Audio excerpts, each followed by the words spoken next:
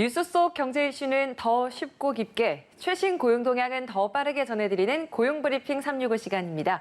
김지수 기자와 함께하겠습니다. 안녕하세요. 네, 안녕하세요. 오늘 어떤 이슈 준비하셨나요? 네, 최근에 이제 육아에 대한 이야기를 나누는 아빠들의 모습도 많이 볼 수가 있는데요. 과거와 달리 아빠도 육아휴직이 필요하다는 인식도 어느 정도 확산을 하고는 있습니다. 그래서 자유롭게 이제 사용할 수 있는 어떤 기업 문화나 사내 어떤 팀별 분위기 뭐 이런 것이 이제 중요할 텐데요. 남성의 육아휴직은 실제로 얼마나 늘어났을까요? 또 공공기관과 민간 기업의 육아휴직 사용은 어떻게 달라졌을까요? 이슈픽에서 짚어보겠습니다. 네, 정말 예전에는 과거에 남성분들이 육아휴직을 낸다라고 하면 승진은 포기해야겠지 이런 생각하는 분들 많았을 것 같은데 요즘은 글쎄요, 저는 남성이 아니다 보니까 모르겠는데 실제로 이런 분위기가 좀 많이 달라졌나요? 글쎄요, 뭐 제가 남성이기는 하지만 이 육아휴직 부분에 있어서는 뭐 과거와 그렇게 드라마틱한 차이는 사실 잘 못 느끼고 있기는 합니다. 네. 그렇지만 다만 이제 주변에서 보면 뭐 예전과 좀 달라졌다 이제 이런 평도 나오기는 하고요. 예. 그러다 보니까 이제 남성의 어떤 육아휴직이 이제 증가를 하려면은 이제 인식의 변화가 이제 필요하다 이제 이렇게 볼 수 있는데요. 지난해 한 조사에 따르면 필요에 따라서는 남성도 충분히 육아휴직을 쓸 수 있다는 인식이 한 70% 정도 이상의 동의를 얻은 것으로 이제 그런 통계도 나오고 있습니다. 네. 실제로 고용노동부 통계를 보면 남성 육아휴직자는 일단은 증가하고 있는 추세입니다. 지난해에는 26.3%를 차지했고 올해 1분기 남성 육아휴직자도 약 8천 명 정도로 지난해보다 25% 이상 증가했습니다. 하지만 여전히 여성보다 남성이 차지하는 비율은 4분의 1 수준인데 사실은 이제 반반이어야 하는 거죠. 예, 그렇죠. 이 부분이 아마 김지수 기자가 말했던 그런 부분일 것 같아요. 크게 많이 달라지진 않았다. 아직까지도 여성보다는 남성 비율이 확실히 적은 거죠. 네, 맞습니다. 그 육아를 여성의 문제로 여기는 이제 그런 분위기가 여전히 좀 남아 있고 여성과 마찬가지로 이제 복직 후에 예상되는 어떤 경력상의 불이익 이런 것들이 이제 남성의 육아휴직으로의 참여를 막고 있는 거죠. 네. 집장갑질 119에 따르면 지난 2018년부터 3년간 전체 육아휴직자 31만 명 중에 34%가 복직한 뒤 6개월이 지나 받을 수 있는 사후 지급금을 받지 못했다고 합니다. 물론 자진 퇴사자도 있었겠지만 상당수가 휴직을 한 이후에 직장에 정확하게 제대로 복귀하지 못한 거죠. 그런데 이런 남성 육아휴직도 양극화 현상이 나타나고 있습니다. 사업체 분야와 규모에 따라서 그 차이가 큰 겁니다. 아무래도 민간 기업보다는 공공기관이나 공무원 조직에서 이런 육아휴직 사용하는 게 좀 더 수월할 것 같아요. 네, 물론 아무래도 말씀하신 대로 네. 지난해 공공기업과 공공기관에서 육아휴직을 사용한 6명 중 1명 이상이 이제 남성이었다고 하는데요. 2017년에 9.9% 비율이었는데 지난해에는 17.7%까지 올랐습니다. 아빠도 육아휴직이 필요하다는 인식이 확산하고 있다. 이제 이렇게 볼 수는 있는데 이제 공무원이 이제 더 높은 상황인 거죠. 그러면 육아휴직을 사용한 남성 국가 공무원은 얼마나 됐나요? 네, 공무원 같은 경우에는 지난해 중앙부처 이제 남성 육아휴직자의 비율이 41.5%나 됩니다. 오. 육아휴직을 사용한 남성 국가 공무원 비율이 이제 처음으로 40%를 넘은 겁니다. 2019년에 30%를 돌파한 지 2년 만인데요. 이렇게 공무원 남성 육아휴직자 비율이 월등히 높은 건 승진 경력 인정과 수당 확대와 같은 정책 뒷받침 때문입니다. 알게 모르게 육아휴직 제도가 있어도 사용을 하지 못하는 게 불이익을 당하지 않을까라는 그 고민 때문인데 이런 걸 제도적으로 뒷받침해주니까 이런 불안감이 확실히 줄어들겠네요. 네, 인사혁신처가 2015년 자녀 1명당 남성 육아휴직 기간을 1년에서 일단 3년으로 늘렸고요. 2018년부터는 승진 경력 인정 범위도 넓혔습니다. 첫째 자녀의 육아를 목적으로 부부 모두 6개월 이상 휴직을 하더라도 전체 기간을 경력으로 인정하는 거죠. 이렇다 보니 육아휴직을 사용하지 않을 이유가 많이 사라지는 것 같습니다. 그렇겠네요. 사실 경제적으로 빠듯해질까 봐 이걸 사용하지 못하는 경우도 많은데 이런 부분은 어땠는지 이것도 궁금합니다. 네, 이제 부모가 모두 육아휴직을 사용을 하는 경우에 두 번째 휴직자에게 지급하는 아빠 육아휴직 보너스 수당이 있습니다. 250만 원까지 인상됐고요. 경제적인 이유로 육아휴직을 사용하는데 방해받지 않도록 한 거죠.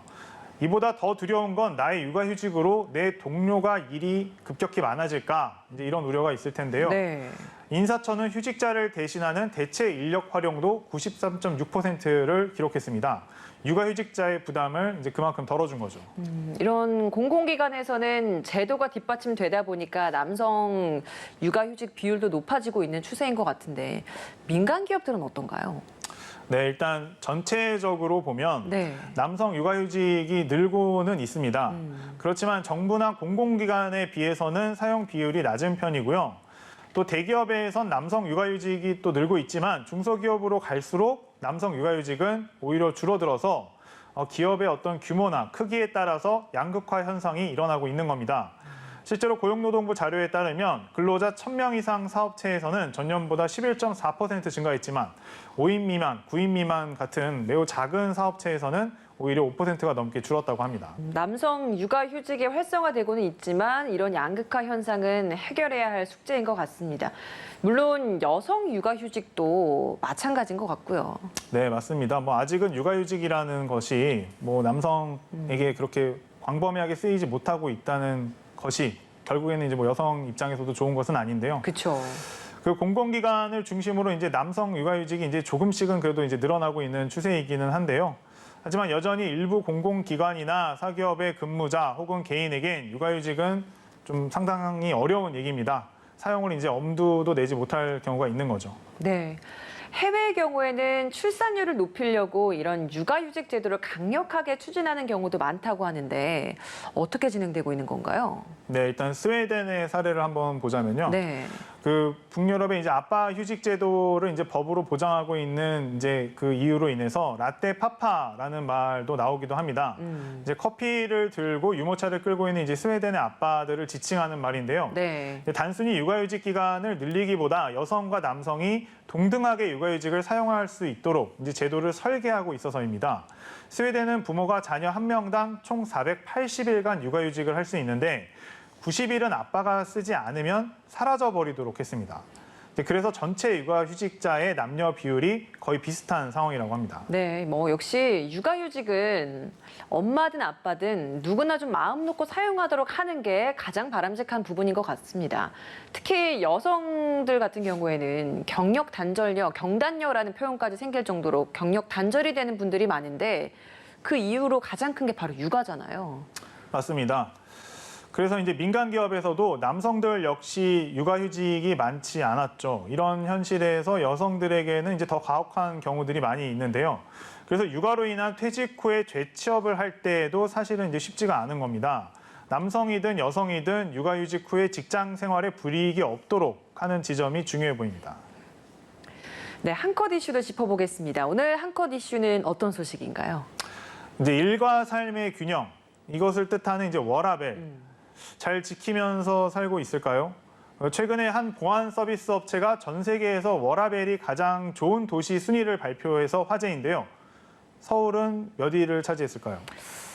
글쎄요, 많이 달라졌다고는 하지만 사실 우리나라가 OECD 국가들 중에서는 여전히 과로가 많은 나라이다 보니까 워라밸로는 그렇게 순위가 높진 않을 것 같아요. 네, 맞습니다. 이번 조사는 이제 노동 환경, 사회 제도적 지원, 거주 환경 같은 이제 다양한 측면을 이제 조사를 했는데 세계 주요 도시 워라밸 순위에서 이번에 이제 조사에서 특별히 또 실업률, 또 유급 육아휴직 일수 이런 것들도 이제 포함을 시킨 겁니다. 네.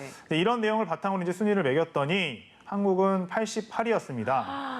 물론 지난해 30위에서 굉장히 훅 떨어진 순위이기는 한데 OECD 국가가 38개 국가거든요. 네. 저희가 매번 이제 OECD 평균을 이야기하는데 실질적으로 이번에 이제 상위 10개 국가 중에 8곳은 유럽 지역이었고요. 아시아에서는 일본이 가장 높은 14위에 올랐습니다.